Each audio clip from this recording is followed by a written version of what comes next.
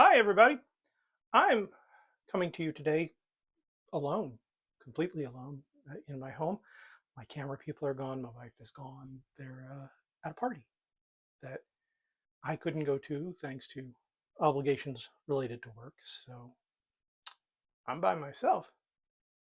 And normally when I'm home alone on a weekend, I decide to splurge and have steak just for me, just something fancy. Um, have you seen the price of beef lately? I have, and I'm not paying it. So today we're going to do something a little different, and by a little I mean a lot. Today we are going to be diving into the past and putting together something that a lot of people my age grew up with. Um, Not that we made it at home per se, but if anyone ever had a school fundraiser where they sold Joe Corby pizza, you know what I'm about to do. I'm going to make French bed pizza for one at home. This is incredibly simple. It is delicious and it's perfect if you're by yourself or if it's just you and somebody else. You can get really fancy with it. I'm not going to. I have no one to impress except myself, and I already sleep with me. So I really don't need to impress me.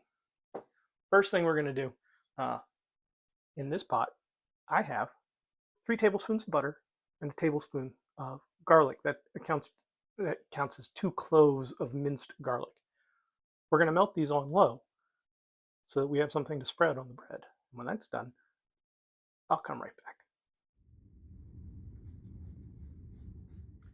Okay, now that our garlic and butter has melted, it's time to actually start working on the bread. This is a nice mini baguette. I think actually it was called a demi baguette. Um, I like it because it's enough for one. Now, you could try to slice it this way. I don't recommend it. Take part of the bottom off. Now you have something sturdy.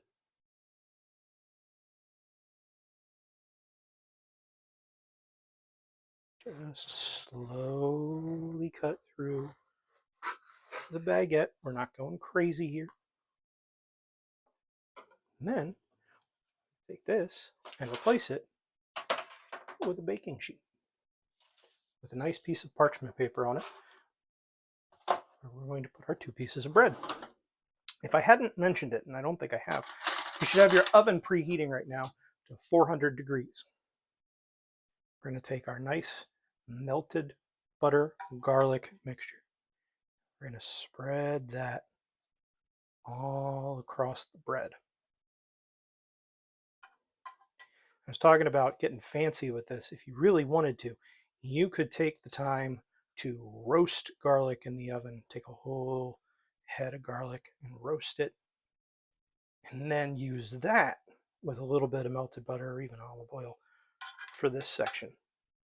I'm just going with basic butter and chopped up garlic combo. I don't need to be that fancy.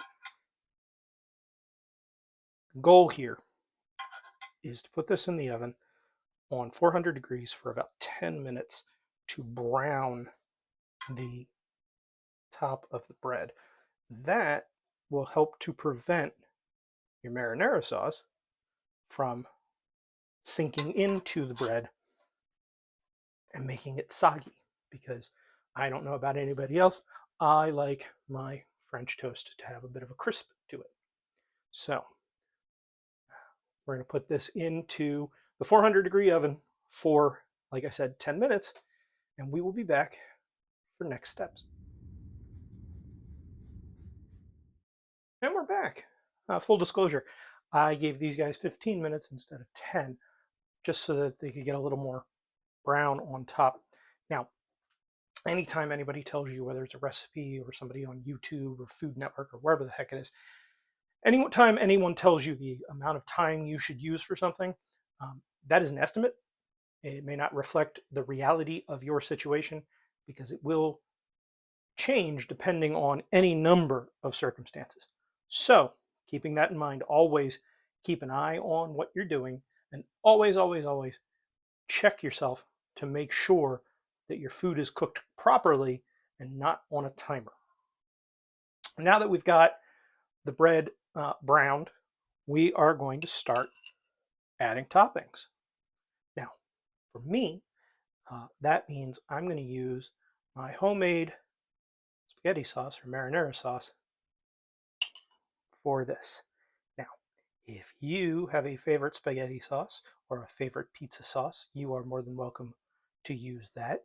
If you're looking at what I'm doing and you're thinking, wow, that looks really, really good, I wish I knew how to make that, there's a video for that back in my history.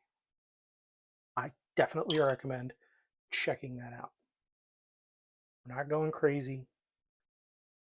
Putting a nice thin layer of sauce onto our bread. And we are going to follow that up with mozzarella, if I can get the package to open for me. Okay, here we go. Nice mozzarella cheese.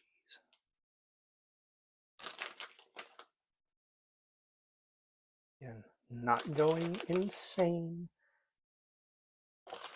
I'm sure that were my children here, or heck, if my wife was here, they'd be telling me, but that's not enough. You need more cheese.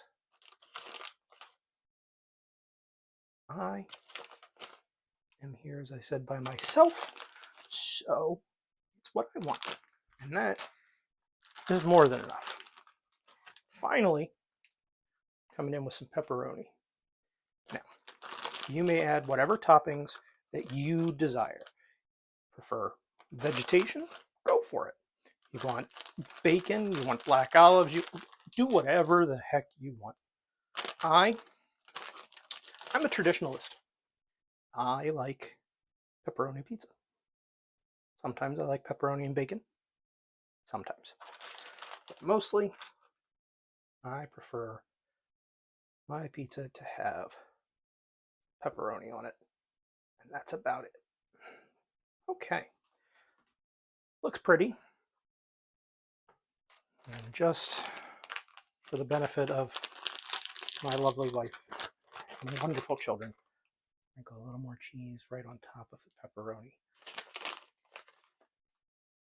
More of an aesthetic appeal than anything else. There we go.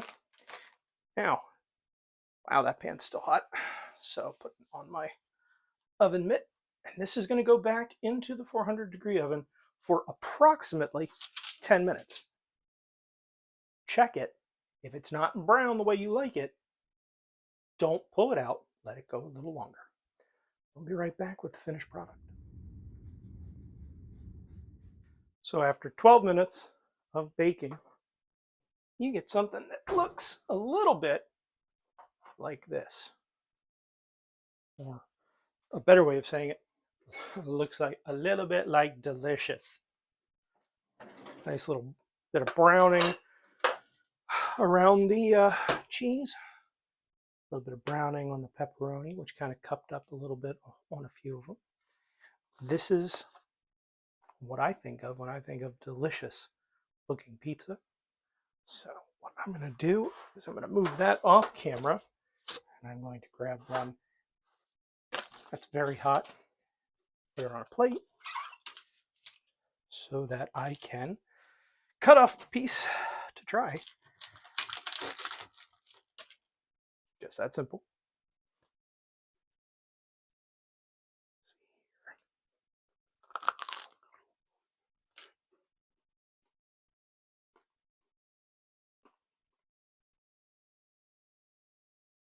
Fresh out of the oven. Probably not the best idea I've ever had, but the flavor is very, very good.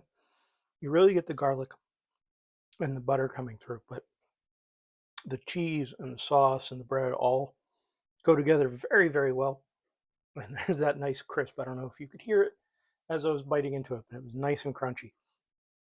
I 100% recommend trying this if you have some time and you're out of ideas on what to make for dinner.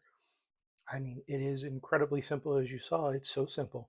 An unsupervised husband can make it. Yeah, I paused for laughter, but there's nobody here. So maybe I'll try to add that in later. Anyway, if you like this video, please like and subscribe. Um, I try to do this every week. Well, not this specifically, but a video of some sort every week where I make something tasty that isn't terribly difficult, but does give you an amazing flavor response. Talk to you guys later.